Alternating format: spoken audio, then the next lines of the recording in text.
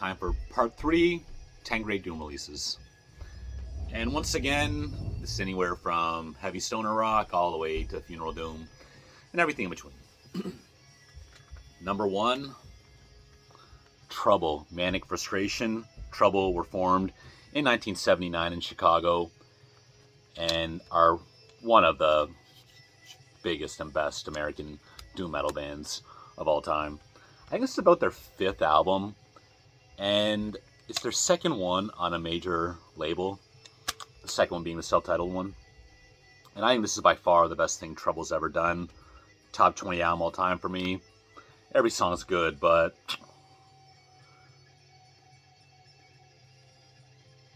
Memory's Garden, Rain, Fear, The Sleeper, Come Touch the Sky, Breathe, Mr. White, 10 out of 10. You gotta get this one.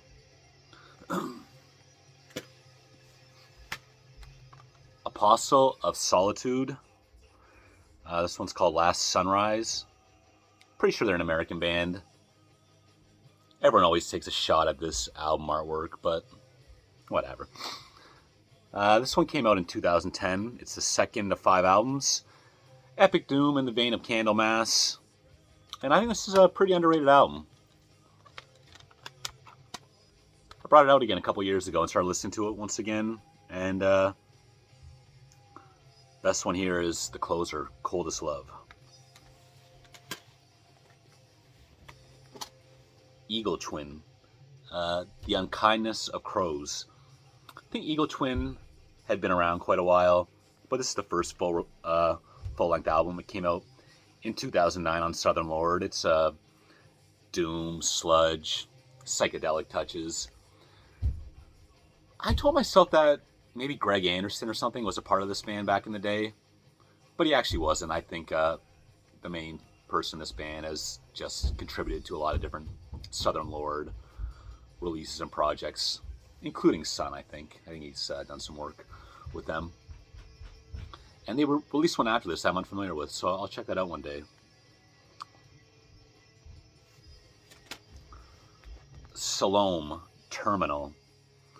This is a band, I think, from Virginia.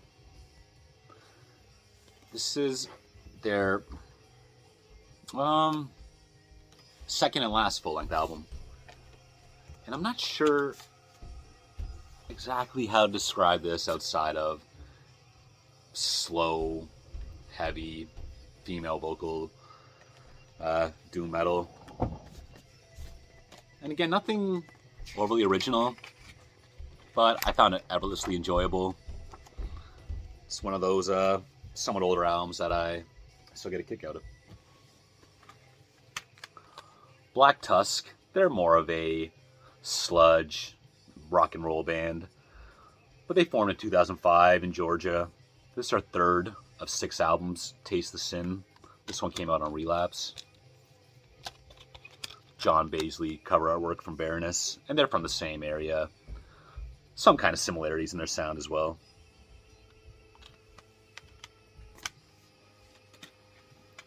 Palmistry. This is Behold, the debut EP from this Canadian band. I'd say Old Cathedral, Solitude Aeternus. Mysterious atmosphere. Kind of creepy. I've never heard anyone talk about this band outside of just, I like to buy releases from this label. Caught my eye. And again, I thought this was a really powerful album and one that I look forward to hearing more from. Iron Man, The Passage. Iron Man formed, I think, like back in early 80s, maybe like the late 70s, started as a Black Sabbath tribute band, and they evolved into a band of their own while still being very influenced by Black Sabbath. And this is their 2nd album. I think it was from 94, The Passage. It also comes with a DVD full of live performances, which I've never watched, so I gotta get around to that. This came out on Shadow Kingdom in 2010, but the album itself was released in 1994. And they were working on new stuff back in like 2013, but the main member of the band, Alfred Morris, he passed away unfortunately at the age of 60 not too long ago. Primitive Man.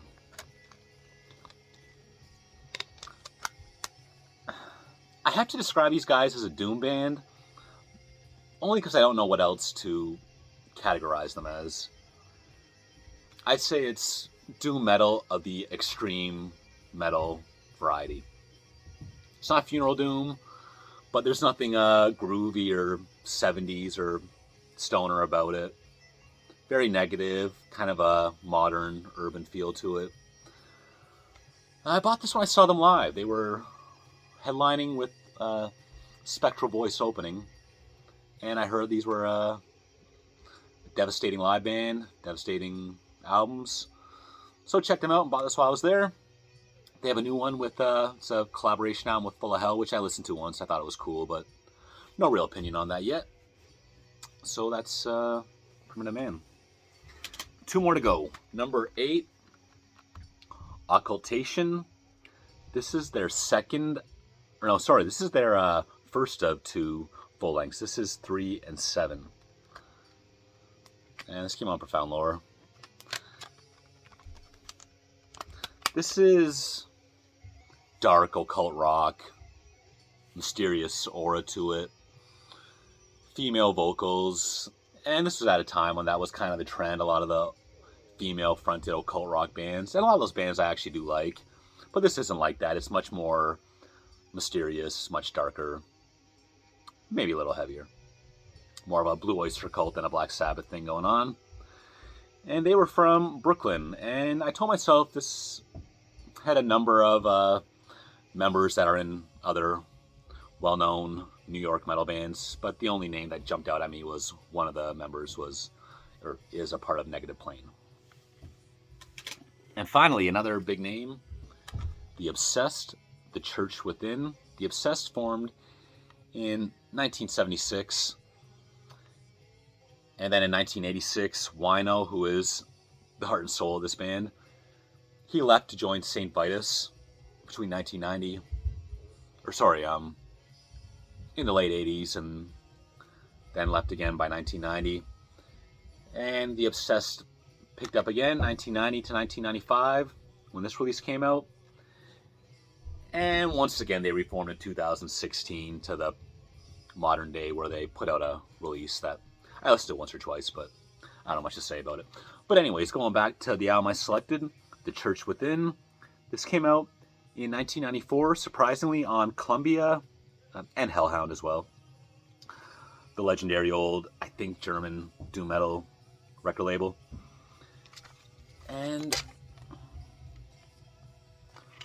while I think the first 2 albums are superior, people know those albums pretty well, and I think this one gets overlooked.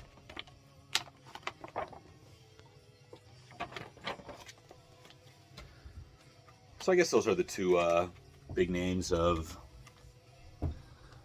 this video's Trouble and The Obsessed. And I forgot to mention that, Trouble, they didn't release an album since the late 90s for many years.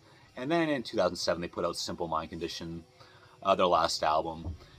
And then they would continue on with different vocalists, not the original vocalist, Eric Wagner, who was on every release. And he unfortunately passed away a couple years ago of COVID-related complications. And I usually keep it light around here, but I remember the issue of Decibel after Eric passed away. That was a disgrace. Like, people can have their opinions on this or that. It doesn't really matter to me. But you get one of the most legendary American metal bands of all time. And it was basically a column of someone shaking their finger at him for not getting vaccinated. I thought that was a real disgrace. But I just wanted to add that in. And that's it. Thanks for watching. Make a couple more of these.